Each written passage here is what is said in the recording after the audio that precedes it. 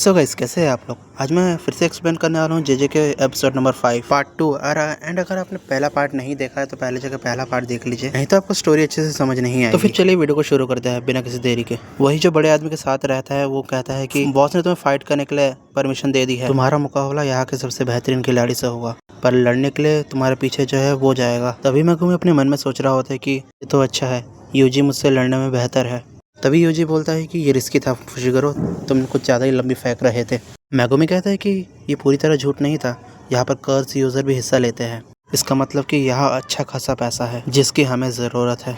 फिर यूजी कहता है कि अगर हकारी सर हमें कैमरे से देख रहे थे तो इसका मतलब हकारी सर भी इसी बिल्डिंग में होंगे। तभी मेगुमी कहता है कि तुम्हें अंदर जाके छानबीन करनी पड़ेगी, तब तक मैं पार्किंग लॉट में सुराग ढूंढने की कोशिश करूंगा। अगर उन्हें पता चला तो हम भरोसा एंड उनसे मदद मिलने की उम्मीद भी खो देंगे। जी कहते हैं ऐसा हुआ तो हम अपनी ताकत का इस्तेमाल करेंगे। वही यूजी उस बड़े आदमी के साथ बात कर रहा होता है जो कि कहता है कि यहाँ पर 2 चीज़ मना है, इधर उधर भागना एंड कर्स टेक्निक यूज़ करना, क्योंकि यहाँ पर जो ऑडियंस है वो ज़्यादातर अगर उन्हें फाइट दिखेगी ही नहीं तो मज़ा कैसा। यूजी उस बड़े आदमी से बोलता है अपने बॉस के बारे में बताओ। तो दूसरा बंदा बोलता है मौका मिला तो जान जाओगे। वह 2 तरह के फाइट होते हैं, एक फिक्स किए गए हुए और एक असली। बॉस खुद फिक्स करते हैं, अगर तुमने रिंग में अच्छा किया तो बॉस तुम्हें खुद बुला लेंगे। तभी यूजी कहता है चलो आधा काम तो आसान हो गया।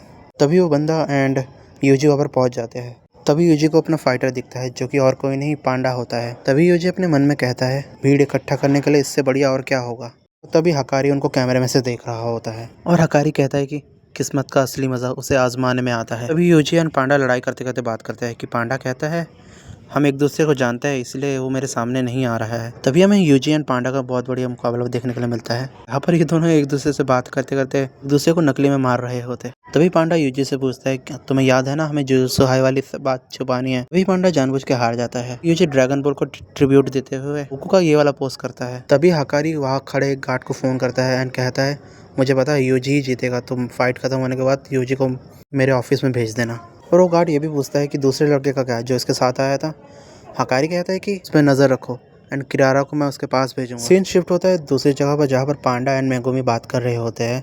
आप अभी तक हकारी सर से बात नहीं कर पाए। पांडा कहता है मैं जानता हूँ हकारी कहाँ बैठता है, छत पे बने मॉनिटर रूम में, लेकिन मैं उसके पास नहीं जा पा रहा। वहाँ छत पे लगा एक बैरियर जो कि गोजो के लिमिटलेस जैसा था, वो मुझे अंदर नहीं आने देता। शायद ये किरारा की टेक्निक है। तभी पांडा कहता है तुम चिंता मत करो, यूजी के अंदर जाते ही मैं पूरे एरिया को कवर में कर लूँगा। मेगुमी बोलता है वहाँ पर बहुत सारे कैमरे लगे हुए हैं। पांडा कहता है कि चिंता मत करो, मैं कैमरे से कैसे बचना है मैं अच्छी तरह से जानता हूँ। मेगुमी कहता है उन्हें तो हम संभाल लेंगे पर असली टेंशन किरारा की टेक्निक का है। तभी सीन शिफ्ट होता है क्लब में जहाँ पर किरारा यूजी को ऑफिस में ले जा रही होती है। किरारा कहती है कि क्या तुम अभी फर्स्ट ईयर में ही हो, काफ़ी छोटे हो तुम। यूजी हकारी के ऑफिस में पहुंच जाते हैं एंड हकारी कहता है हकारी एंड यूजी काफ़ी बातें करते हैं जो कि बताने पे वीडियो काफ़ी लंबी हो जाएगी। फिर यूजी कुछ कहने वाला होता है तभी एक फ़ोन बजने लगता है एंड हकारी यूजी से पूछता है क्या पीना पसंद करोगे।